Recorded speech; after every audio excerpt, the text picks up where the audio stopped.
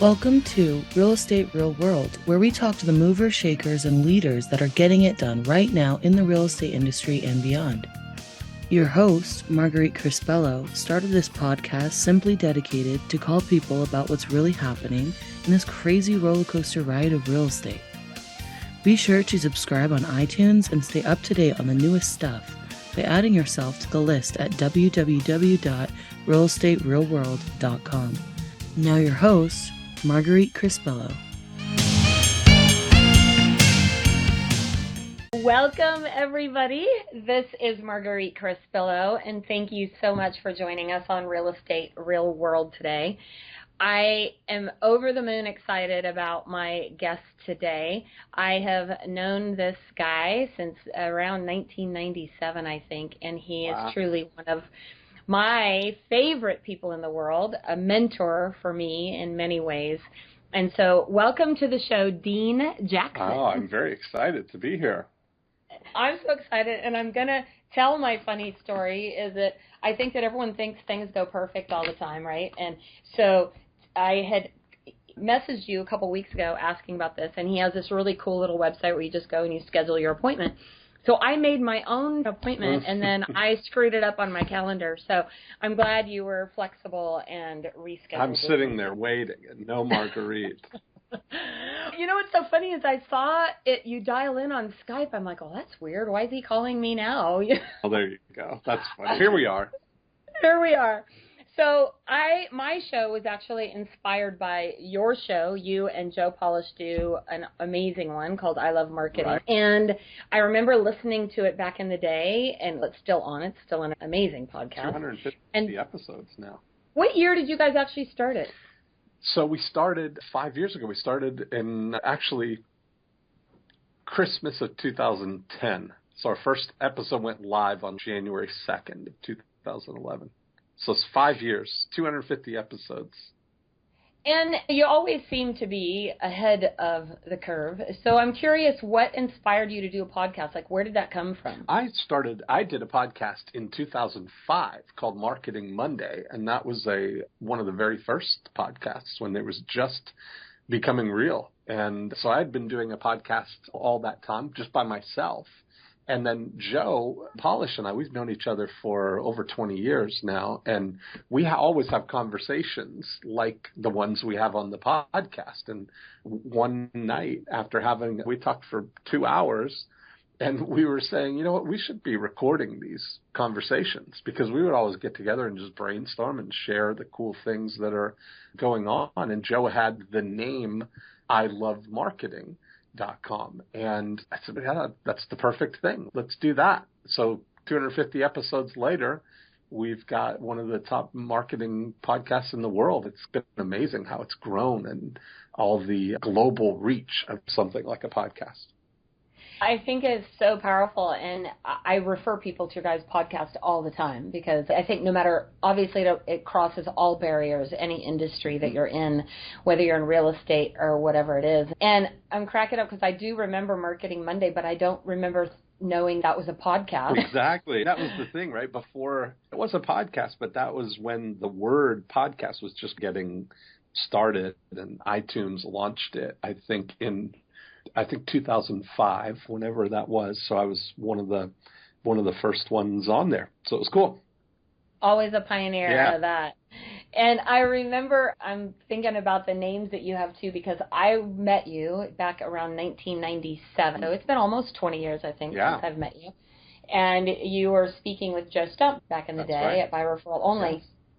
And you started these things called Internet Marketing Weekend. And this was literally, I don't think, at least for the real estate industry, this was like uncharted territory. Nobody even really understood. We were just getting the MLS, for God's sake. Right, you know? Exactly, yeah.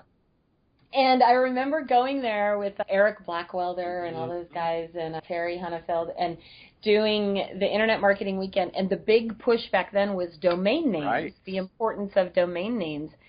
And so I remember I still use them today. I have Your Home Sold Fast and HomeZeroDown.com and all that stuff. Oh, perfect.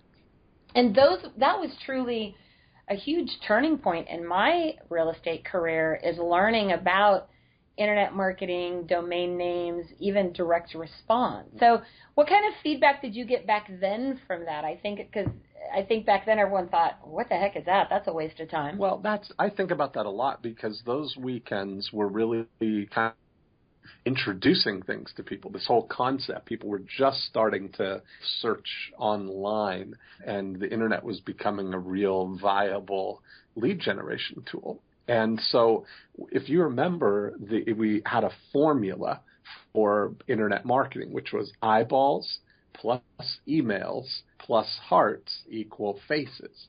And that was the progression of what we needed to reach. In order to meet people, you had to first win their eyeballs. And that means you had to have a strategy to get people to your domain name, get people to your website. Once they're at your website, the most important thing was to get them to share their email address. So once they came to your website, it was the highest priority to just get them to offer something on the site that would encourage them to leave their name and their email address, so that you could bond with them and win their hearts, so that you could meet with them face to face. So that formula, eyeballs plus emails plus hearts equal faces, is as true today as it was then. That's the concept. So the things that have changed are the ways that we can get eyeballs to your website. There was no Google AdWords back then. There was no Facebook back then. There was none of the other social media things that you have as opportunities to attract eyeballs to your website.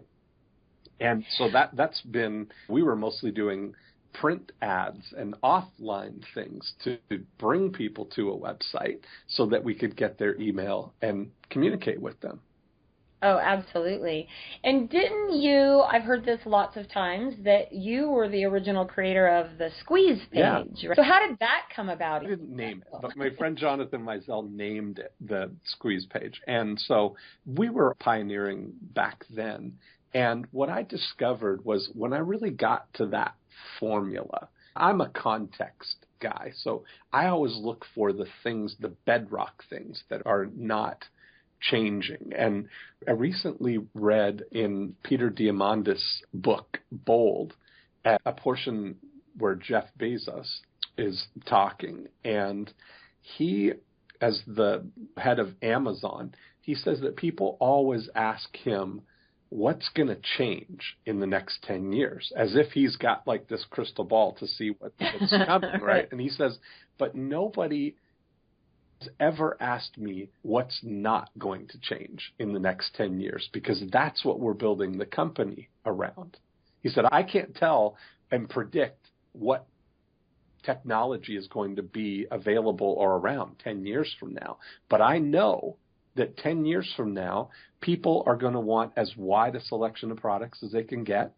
They're going to want to get them at the lowest possible price, and they're going to want to get them as fast as they can. So every technology that we adopt is only in service of those three things that are not going to change 10 years from now.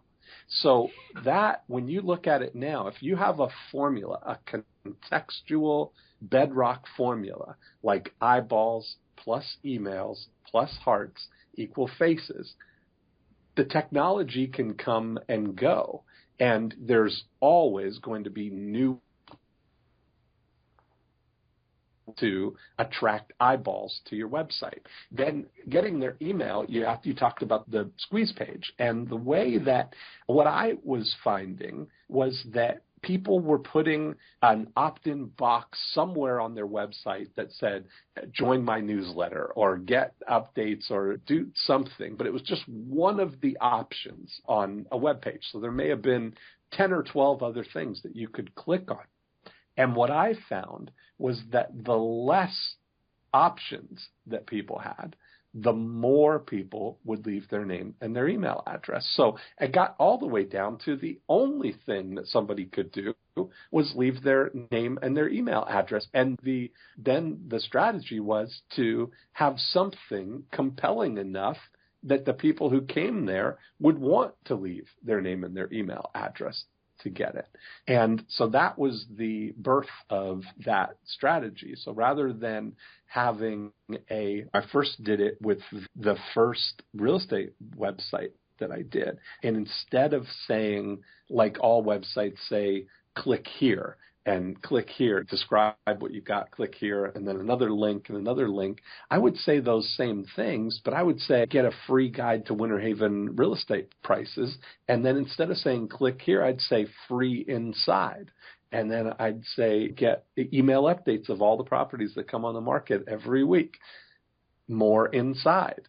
All of these options that people could get, I took the approach of it being like the table of contents of Cosmo magazine, or the cover of Cosmo magazine, where you see in the grocery store they just have all these headlines that are in the magazine that compel you to buy the magazine so you can read that article. And that's all I looked at the homepage of the website, was to just get people excited about what was inside so that they would leave their name and their email address to come on in. I remember one of the most valuable things I learned from you and those weekends back in the day was even the importance of the headline, because you bring up Cosmo magazine, mm-hmm. right? And the whole thought around Cosmo magazine is that there are certain headlines that compel you, mm-hmm. like you said, to open the magazine and want to read that article. Right. As a real estate industry, it seems like they just keep doing the same old just because Billy Bob did that for years, and so we're going to copy that. Mm-hmm. And the difference is thinking back, I remember, what was the website? It was like SoarNet or something like that. And we were able to simply say, if you want to see, the best headline I think we came up with back then was over 5,000 homes available online at placercountymls.com. That's right. That's the one. And yeah. Thousands and thousands of people signed up for that. Mm-hmm. And I remember my business just exploded from that. Yes. But everyone wanted to make it complicated, but you got to show pictures of houses and you need to show all this information. I was like, I'm just going to trust what they said. And we have people who, once you have that email list, once you have a group of people who have come to a website and voluntarily left their name and their email address, you've got a valuable asset. Now, and I always would say to people, it's not about your website. It's about the ability to communicate with people. And once somebody leaves their name and their email, I don't ever care if they come back to the website, because now I can communicate with them. We can have a dialogue.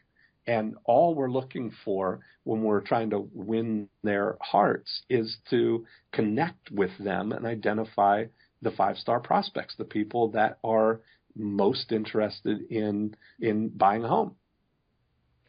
So what do you think, I'm curious your opinion, what do you think is the biggest mistake that many real estate agents make when it comes to marketing? I know now some of the stuff, everyone's talking about Zillow and Trulia and mm-hmm. Realtor.com and all that.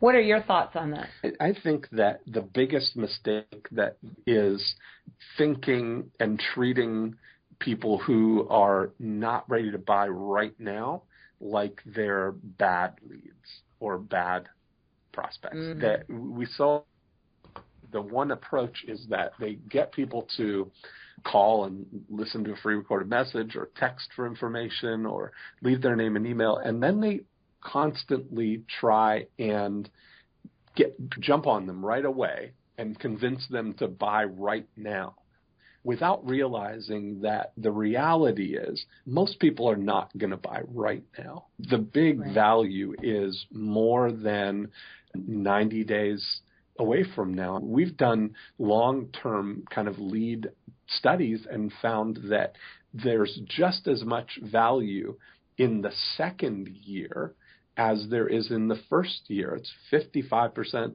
45% that if you're able to communicate with people on an ongoing basis with a weekly update at least about what's going on in the market, add some personality to it, you're going to be amazed at what happens, that people who are watching and gathering information are going to all of a sudden be ready to start looking at homes. And it can happen 90 days from now. It could happen 9 months from now. It could happen 18 months from now. Sometimes we've had people where it's been 6 years that they've been on lists and then pop out and are all of a sudden ready to buy a house. Taking the view is really where all the value is, and not burning out your list by trying to be too aggressive in the beginning to try and nail them down for the appointment and get them to come into the office and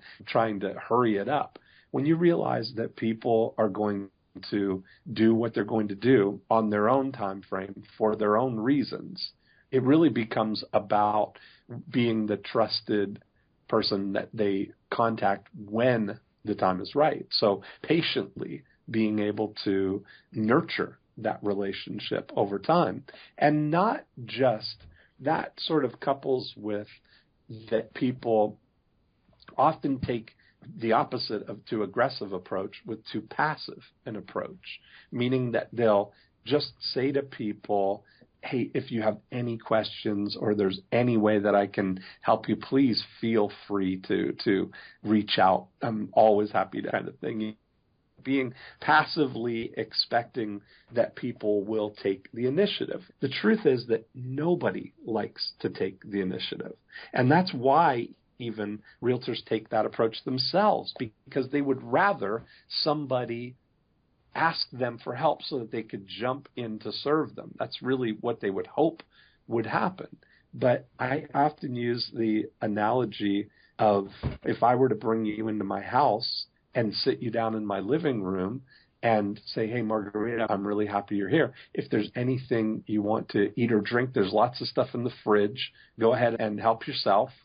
And the odds are very low that you would feel comfortable enough to get up and get something from the fridge. But that's the sort of equivalent of what we're doing with our prospects. We're saying, hey, if you've ever got any questions or I can help you in any way, feel free to ask me. But nobody feels comfortable doing that. Now, if you contrast that, and I brought you into the living room and I went into the kitchen and I came out with a plate of freshly baked cookies, and I came right up to you and I said, hey, Marguerite, would you like a cookie?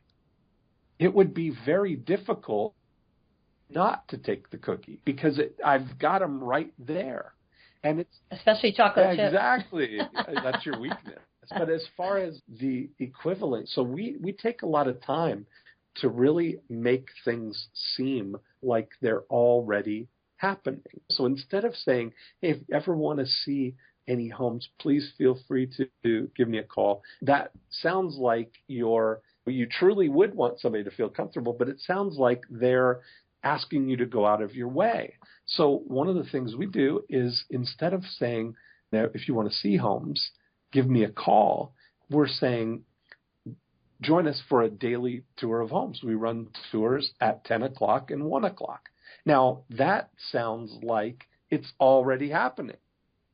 And it's a subtlety, but it makes a big difference. Like the fact that I already baked the cookies and brought the plate to you, I've already gone out of my way for you preemptively.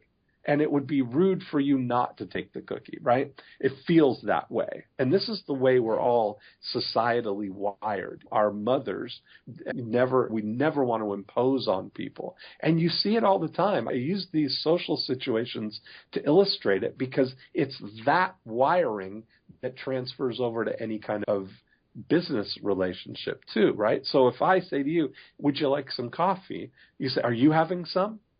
We never want people to go out of their way. And if I said, would you like anything, you would never, ever in a million years say to me, what, would you bake me some chocolate chip cookies?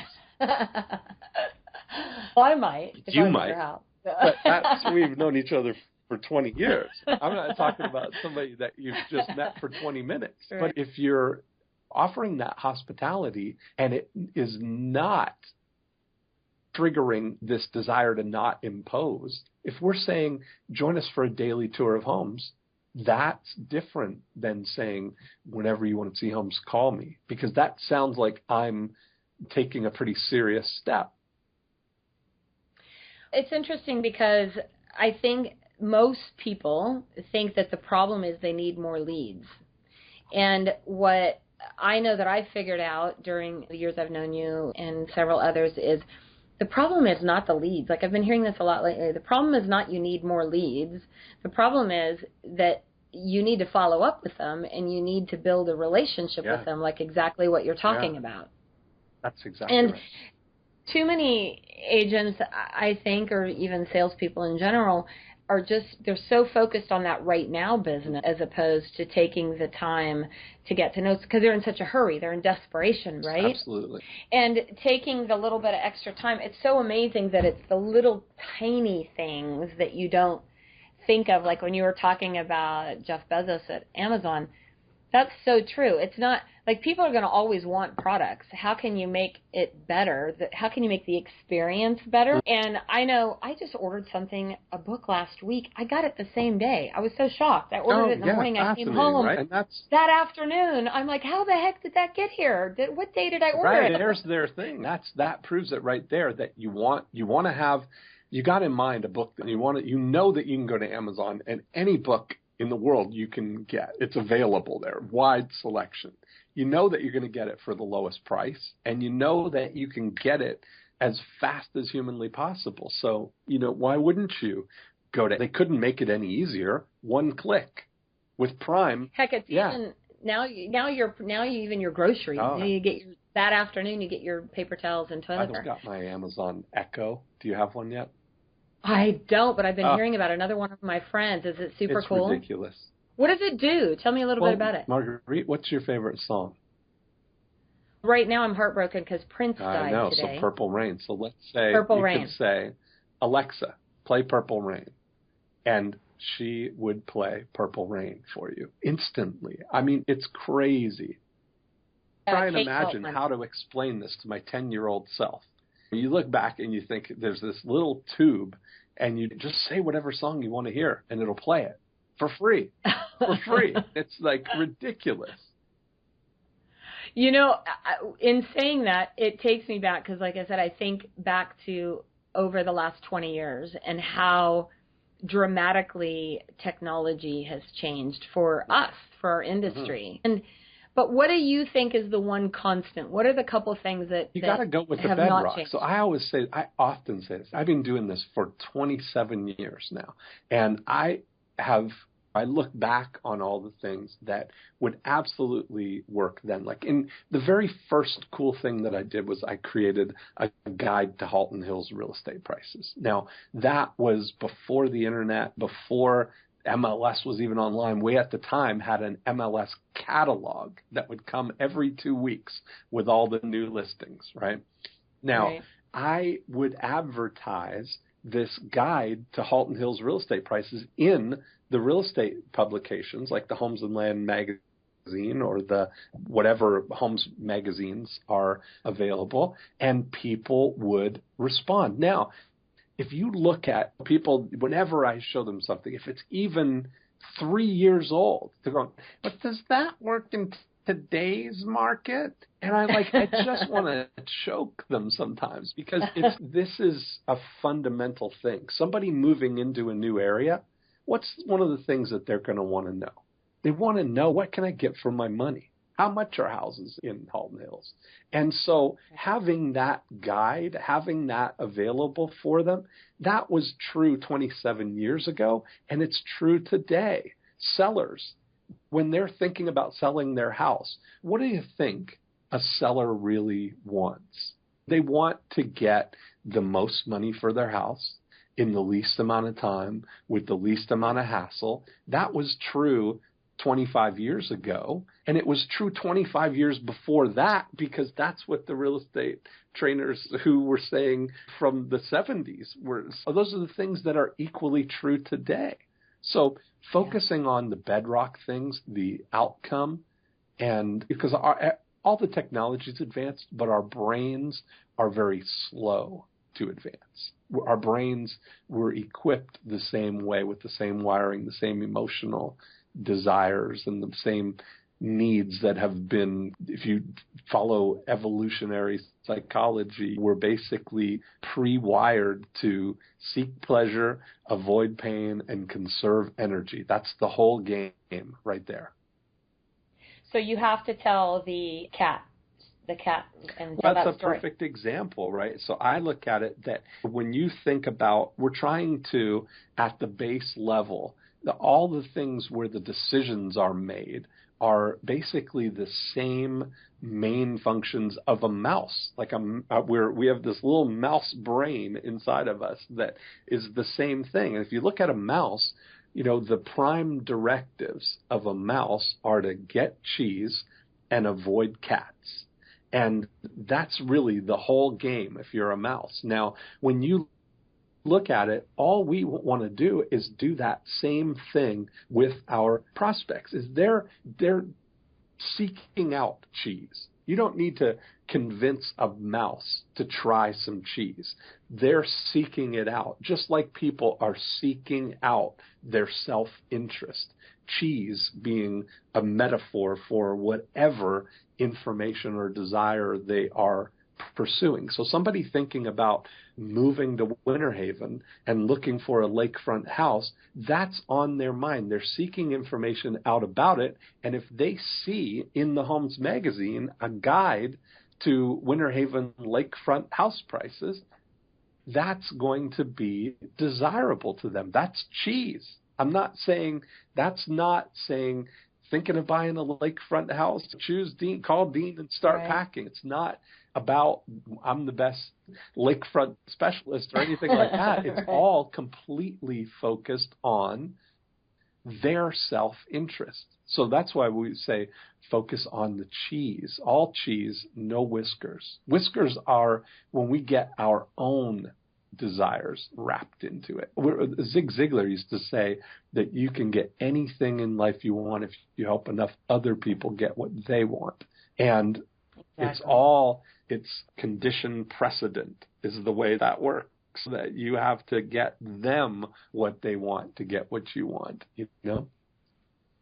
So it's so fascinating to me that as an industry, we are so focused on the opposite, like you just said, so focused on branding we want to and trying to say, I'm Marguerite. I want everyone to know who I am, and obviously ego-based, but it's not effective. And you can't. I try to help agents understand this is that I will never have the budget of a company like Coleman or Keller Williams or Century 21, and for the most part, people don't necessarily work with that brand because of the brand. They work with someone because someone happened to recommend them. They work with a person, and they don't care anything about that. Sometimes a brand is a shortcut for them to, if they don't have any other buddy that they know, that's really how that goes. But when you're focused on just realizing how it happens, I spend a lot of time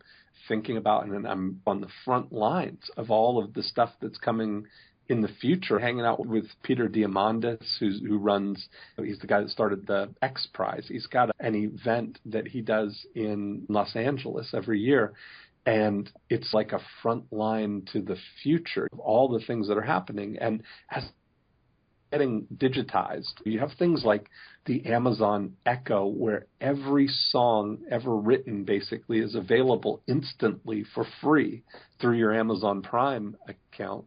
It's crazy.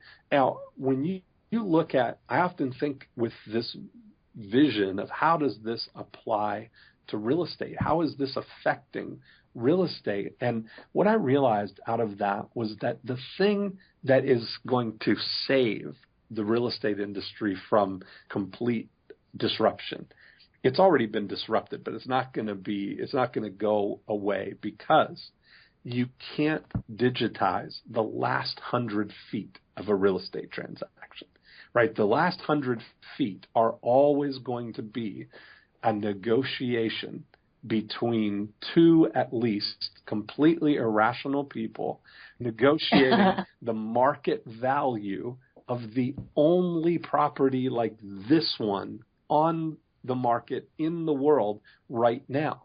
That requires people.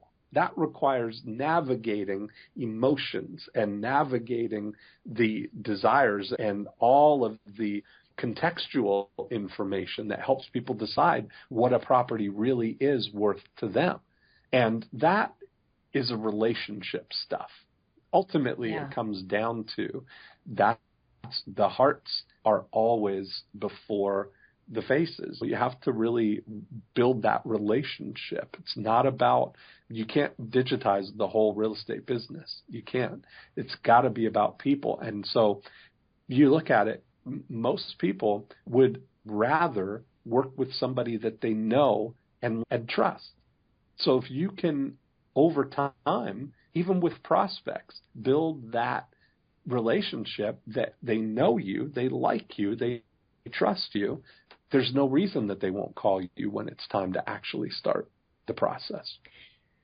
There's been so much, that I think was the best thing I've heard in a long time, because there's been so much talk lately, and I've even talked about it in some of the conversations I've had that follow what you're saying, is the whole Uber thing, right? The whole of real estate. And what it comes down to is exactly what you said, is managing those emotions. But the experience part will always be better if there is a human element to it. So when I personally had an option of choosing a taxi cab over an Uber, I chose the Uber because it was a better experience. Right. It wasn't even about the price. No, that's it.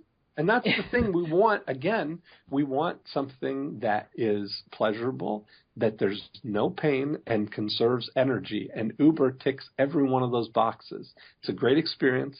It's instantly available. I can see the progress of it. There's no surprises. There it is. It's on its way. You see it arriving right there. And I get to get out and just walk away. No exchange of money. I want everything to be like that. I look at now, and we're adopting that. I've got the Starbucks app, and I go into Starbucks, and you can order and walk right up to the counter and pick it up without having to wait in line or pay. And now I actually feel distress if the app isn't working or the Wi-Fi is down or there's some that I have to wait in line, like the general population. I'm used to getting my coffee like a diplomat. I was cracking up because earlier when you were talking about website stuff, I wrote down scrolling down. Like, when did it become like too much hassle to scroll down to the bottom of the page? And now it's like that. And you talk about having a friction-free life. So help our listeners understand that a little bit, because I love this. I love it. That's been a big pursuit of mine for a long time. I did a program with Thomas Leonard. In 1999, we created a program called A Perfect Life.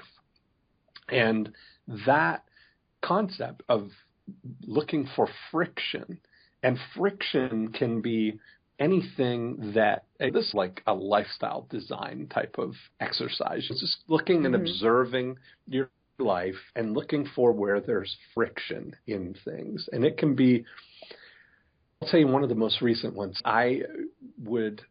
There was time when I was taking melatonin at night, and there were like 3 occasions where I get all in bed. You get in bed and the covers are on and it's so comfy. And then I was going to take the melatonin and I didn't have any water, and I had to get up and get out and go to the kitchen and get the water.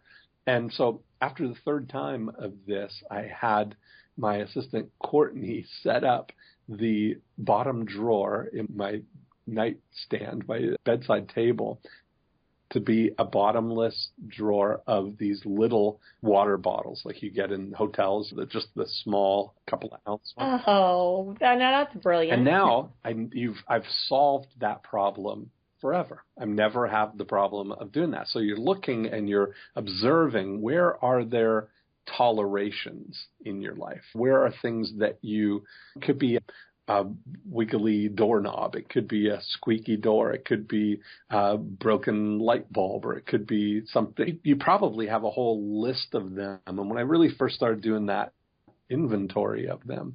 I made a list of all the things at the house that needed to be done. And I went for lunch with a friend who has a property management company. And I just said, listen, I've got this list here.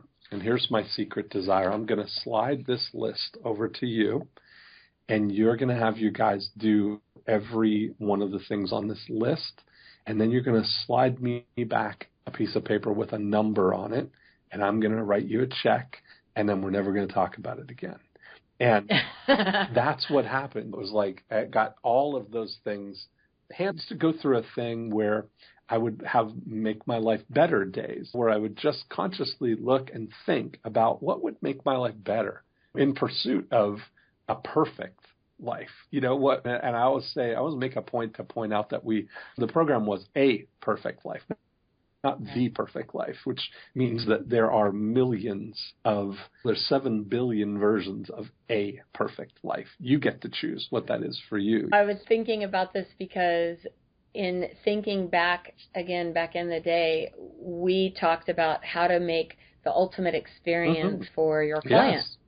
And it's the same thing. What are it's not the big stuff. It's never the big stuff. It's the little teeny tiny details. Like I know you even talk about having your bags shipped instead of having to go through the whole line and opening up your bags. And I know Joe and I would do big seminars every month somewhere in the country. We did that for 14 years together. And so I got to the point where I would have my bags packed and shipped to the hotel when we were doing the event.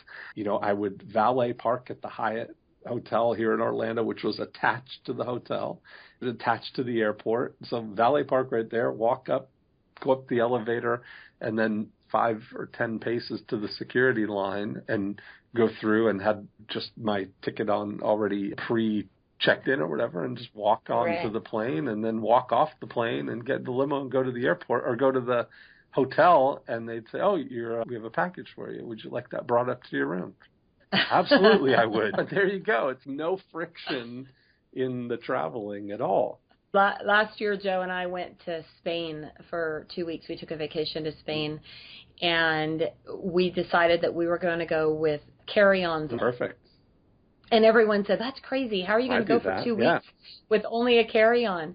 And so we went to this whole little packing class. It was really funny. We went to this whole little class and learned how to pack. And now I can't even imagine going anywhere without anything more than a carry-on. And I was talking to my husband, Joe, about Australia, because I know you're doing your event there. So I'm still working on how to make that happen. Perfect. And I was telling him, all I need is a carry-on. I can make it there for 2 weeks. I do. I'll be there for 3 weeks with the carry-on. Yeah. So as we wrap up today, I just wanted to ask if there is one thing that you see coming down the pike for the real estate industry. What piece of advice would you give, or what changes do you see happening that might give us a little bit of insight into what direction we should focus our energy? I think that the biggest opportunity that people have that they don't take advantage of is multiplying the listings that they already have. I just think there's so much opportunity there. So I've been really focusing on that as a focus, because there's so many opportunities and there's so much wasted and lost by not focusing on it. So you talked about this recently. Do you want to explain? Can you explain absolutely. A little bit more, and then we'll wrap up? Because I loved this. I don't remember what you were talking about it on. Yeah. It's the point system, right? Here's what I say. So I developed a standard metric that we can measure with your listings. And so I created a listing multiplier index. And how we calculate that is that if we look back at the last 10 listings that you've taken that have either sold or been withdrawn or expired but ended in some way, we want to look at how many points you got on each of those listings. So there's 5 opportunities. And the first is that you got the listing sold. So they put it in MLS and the property sold, and that would be 1 point. Now, that's often the only thing that people think about, right? They put it in MLS. Right. know that if they price it right and promote it to the other agents and get the right agents interested in it, that somebody's going to come along with a buyer and buy it, and there you go. And they could celebrate that. But if we look at it, there's so much that they've lost by not really leveraging that listing. So every time you get a listing, you've got the opportunity to not only get it sold and get one transaction, you've got the opportunity to find the buyer for that house. You've got the opportunity to find a buyer that buys another house, not the one that you have for sale, but you met them through marketing the listing that you have. You've got the opportunity to get the next listing in the neighborhood, or to get a listing from a buyer who is going to buy that house or buy another house. And you've got the opportunity to get a referral from the seller. So if you look at each of the last 10 listings that you have, and you give yourself a score out of 5 for each of those listings, how many of those points did you get? And you add that up over those 10, you're going to come up with a number out of 50. So you could, if all your listings sold, but you didn't get any of the extra points, you would have 10 points out of 50. If you maybe got a couple of buyers that bought other homes, maybe you got 15 points out of 50. Whatever you got, we divide that by 10, and that gives you an index. So if you got 15 points out of 50, your listing multiplier index is 1.5. And that means that basically, given your current system, the way that you run things now, each listing that you take is worth 1.5 transactions. So the goal is to implement systems and strategies that get that up to 2 or 3 or 4, so that on average, every time you take a listing, you've got not just that one transaction, but you're getting 2 or 3 transactions. It's huge.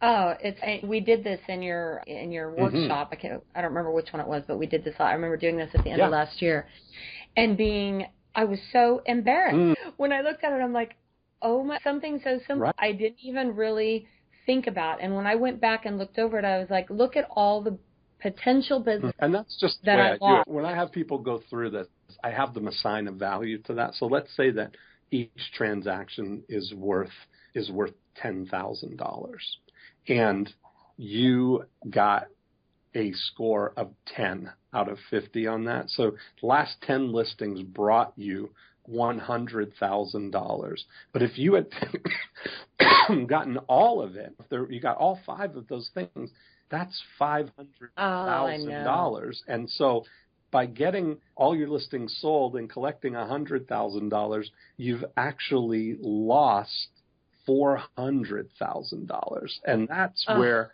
it just breaks my heart, Marguerite, to hear people say things like, our market's really strong, I don't have to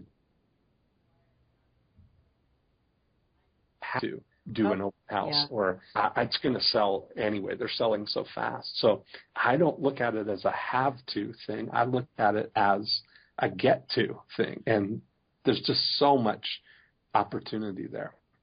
And it takes you back to what we were talking about, is that you don't need more leads. You need to take better care of the business that you have. Because, you don't have to spend thousands and thousands of dollars in these lead generating machines. If you just multiply one listing times 5, you just times your business, times your revenue, your volume, and everything. Yeah. And sometimes the cheapest and easiest thing is a simple info box flyer. We've been doing an experiment here over the last 2 weeks, and the info box flyers are just incredible as lead generators. Yeah, and those are being not credited anymore. Like, I know for a while the QR code, and I was like, that's too much. It is. There's friction.